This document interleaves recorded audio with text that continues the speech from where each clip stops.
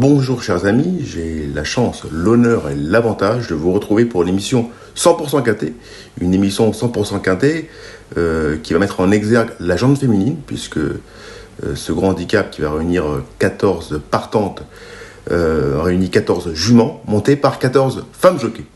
Bref, une course qui s'annonce par définition passionnante, avec des chevaux à la valeur plutôt établie, sur le parcours un peu plus original des 1850 mètres de la grande piste de Paris-Longchamp, un parcours assez rarement emprunté, un parcours cependant assez sélectif sur une piste qui s'annonce bonne ce jeudi à Paris-Longchamp.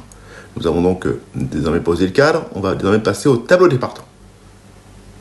Tableau des partants, on va commencer donc par l'As, Wildwood, qui est la pouliche la plus chargée au départ de cette épreuve, mais ce n'est pas sans raison, c'est une pouliche quand même a un certain potentiel, comme il l'a montré à maintes reprises, une pouliche qui redescend de catégorie, après avoir tenté sa chance à plusieurs reprises dans des courses listed races, dans lesquelles d'ailleurs elle s'est plutôt bien défendue.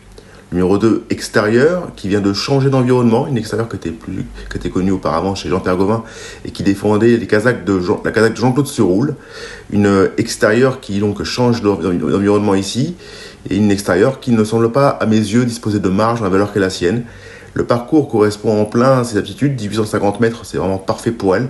Maintenant, en 42 valeurs, pour moi, sa tâche me paraît compliquée, d'autant qu'elle n'a pas tiré le meilleur numéro dans les boîtes de départ. Même remarque pour le 3 Guerrera, qui est une visiteuse ambitieuse, une Guerrera qui a couru des vrais bons lots en Espagne, sans pour autant y jouer les premiers rôles. Guerrera qui s'est essayé notamment au niveau listed en France, sans beaucoup de réussite. En la valeur qu'elle a la sienne, pour moi, elle n'a vraiment pas de marge. Et là aussi, elle a tiré un numéro en dehors dans les boîtes de départ, ce qui est à mes yeux pas un avantage. Donc c'est les numéros 2 et 3, pour moi, ce ne seront pas des priorités. Le 4, Pink Intellectual, vient de bien se défendre dans une course qu'on peut qualifier de référence, où ce jour-là, le 30 juin dernier, sur cette même piste de Paris-Longchamp, elle a conclu aux portes du Quintet. Ce jour-là, elle a toutefois eu un bon parcours et elle ne me semble pas disposer de marge en la valeur qu'est la sienne. Le 5, Fayona, une pouliche qui cherche sa course, une Fayona qui reste sur plusieurs bons comportements à ce niveau et qui s'annonce logiquement compétitive ici. Même remarque pour le numéro 6, Nottingham, une Nottingham qui est en pleine forme et qui vient de très bien faire dans un lot similaire. Nottingham qui paraît difficilement contournable dans ce quintet. Nottingham qui offre beaucoup de garanties ici. Numéro 7, Scénariste, une jument qui a changé d'environnement cet hiver et qui s'est très vite et bien adaptée à son nouvel environnement, puisque depuis qu'elle est chez Nicolas Perret, elle se comporte particulièrement bien. Une scénariste qui a bien fait au niveau qui s'intéresse, du moins qui a prouvé sa compétitivité dans ce type d'épreuve, et sans disposer de marge, puisqu'elle a quand même été pénalisée au poids suite à son bon printemps. C'est une jument qui a tout à fait sa place parmi les 5 premiers. Même remarque pour le numéro 8, Grace Beret, une Grace Beret qui est une jument qui a assurément le potentiel pour rivaliser ici. Maintenant, cette Grace Beret n'a pas trop de marge en valeur qu'est la sienne. Cette Grace Beret est quand même un petit peu plus confirmée sur la fibrée que sur le gazon, même si elle a montré, notamment à Compiègne au printemps, qu'elle savait bien faire dans un pareil contexte.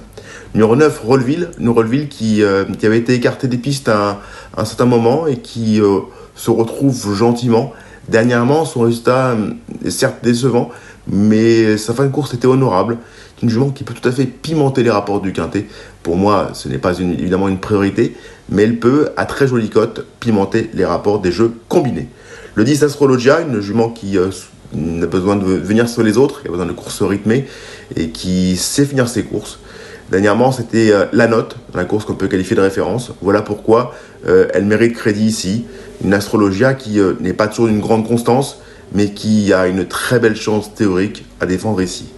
Le 11, Sparklia, une Sparklia qui n'a probablement pas beaucoup de marge en la valeur qu'est la sienne, mais une Sparklia qui, avec un déroulement de course qui devrait être, s'il peut être le cas, parce que c'est une course qui s'annonce rythmée, si sa partenaire parvient à la cacher avec le 11 dans les boîtes, une jument qui peut, pourquoi pas, là aussi, viser une place dans le quintet ou top 5. Le 12, Revienne, une jument qui n'a pas beaucoup de marge en valeur qu'est la sienne. Ses 2 plus récentes sorties à ce niveau étaient relativement décevantes, même si dernièrement, c'était pas si mal. Une Revienne qui peut, là aussi, pourquoi pas, finir 4e ou 5e, mais avant le coup, ce n'est pas une priorité. Le 13, Chiamala, une jument que je préfère nettement sur la fibrée que sur le gazon. Certes, sa situation sur l'échelle des valeurs s'améliore gentiment, mais je suis impatient de la retrouver sur la fibrée avant d'investir sur ses chances. Le 14 Pingo, une Pingo qui dernièrement a bien fini, une Pingo qui n'avait pas été très chanceuse précédemment, une Pingo qui mérite selon moi crédit ici, une Pingo qui a tout à fait les moyens de bien faire, d'autant qu'elle dépend de l'entraînement de David Smaga qui connaît une belle réussite, notamment associé avec Megan Pellier qui a gagné pour ce même entraînement, pas plus tard qu'au dimanche dernier à Chantilly. Nous avons donc balayé l'horizon des partants. Nous avons donc désormais passé à notre ticket quintet en expliquant les raisons pour lesquelles nous les avons choisis.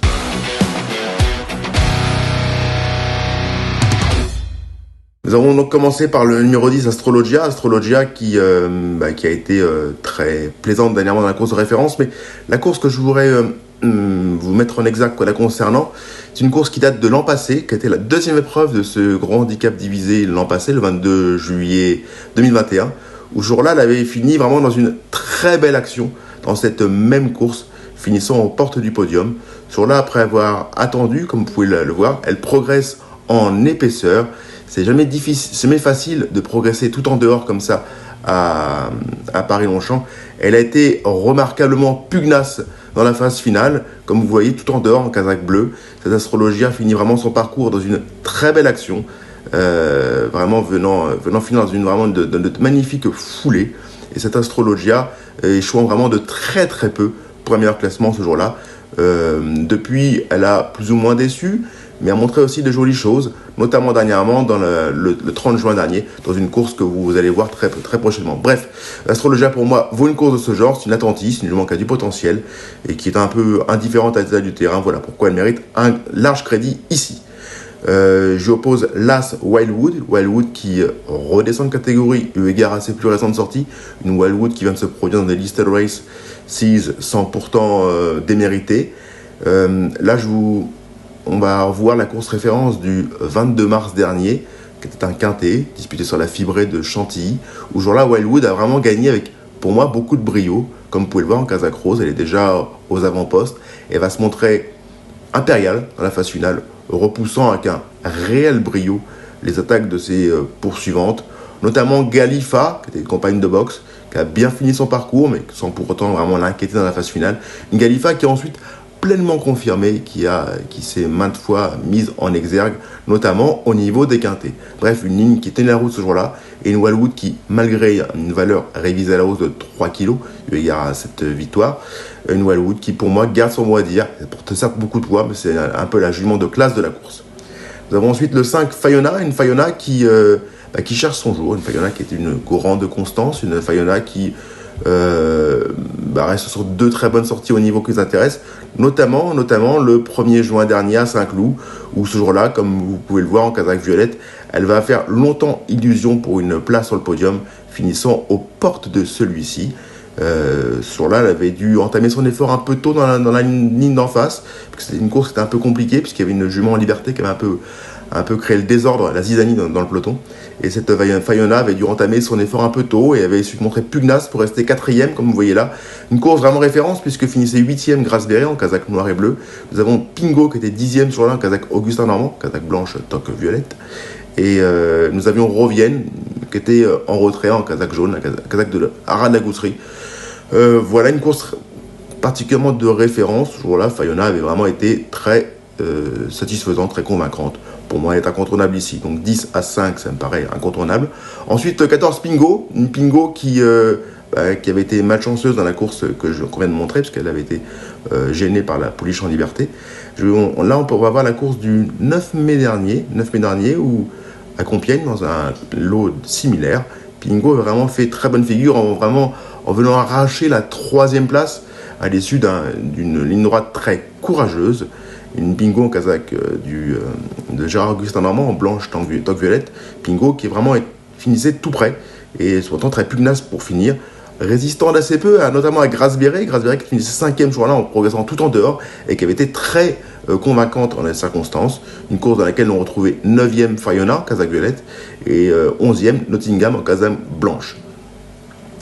Voilà pour ceci. Nous allons finir par le numéro 6 Nottingham, qui est une première chance théorique là aussi. Numéro 6 au Nottingham, qui a un bon numéro dans les boîtes, qui sera associé à Coralie Paco et qui vient de très bien faire dans une course qu'on peut qualifier vraiment manifestement de référence ou d'incontournable.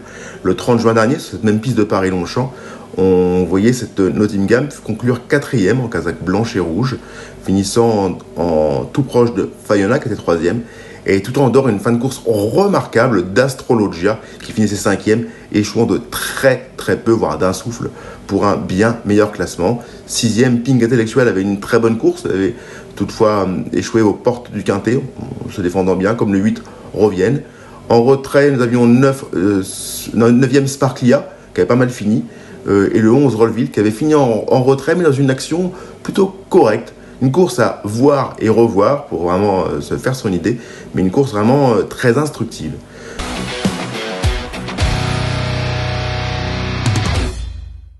Donc voilà mon prono. Mon prono va se composer donc de 5 numéros. Le 10 Astrologia, très probante finisseuse dernièrement. L'As Wildwood, qui a montré beaucoup mieux ces derniers temps et qui retrouve les grands handicaps avec de manifestes ambitions. Le 5 Fayona, qui reste sur 2 très bons comportements au niveau qui nous intéresse. Le 14 Pingo, qui avait été très malchanceuse lors de son avant-dernière sortie et qui est plutôt régulière dans l'effort. Et enfin, le numéro 6 Nottingham, qui vient de très bien se comporter dans la course qu'on peut qualifier de référence. Donc 10, As, 5, 14 et 6, voilà mon prono quintet. On ne peut pas se quitter sans un petit cheval du jour que j'espère rémunérateur.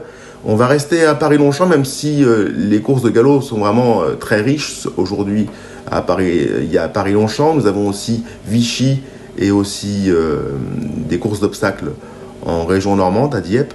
Bref, nous avons beaucoup ou Clairefontaine, excusez-moi, beaucoup d'occasions, beaucoup de courses au programme au galop ce jeudi. Mais je vais rester à Paris-Longchamp. On vous propose dans le 401 Janga, une Janga qui vient d'ouvrir son palmarès avec beaucoup d'assurance. Elle a été certes pénalisée au poids, mais me semble capable de confirmer son potentiel, elle qui apprécie tout particulièrement le bon terrain. Donc le 401 Janga me paraît être le bon pari de cette réunion 1 à Paris-Longchamp. Voilà, chers amis, j'ai partagé un moment agréable avec vous. J'espère que le sentiment est réciproque. Nous allons donc retrouver nos amis trotteurs vendredi. Oui, le quintet devrait avoir lieu à Cabourg. Un quintet de jeudi à Paris-Longchamp que vous pouvez évidemment voir et revoir, enfin voir surtout sur notre application Paris Turf TV. Vous avez donc toutes les courses en live, vous avez évidemment tous les outils pour faire au mieux votre papier.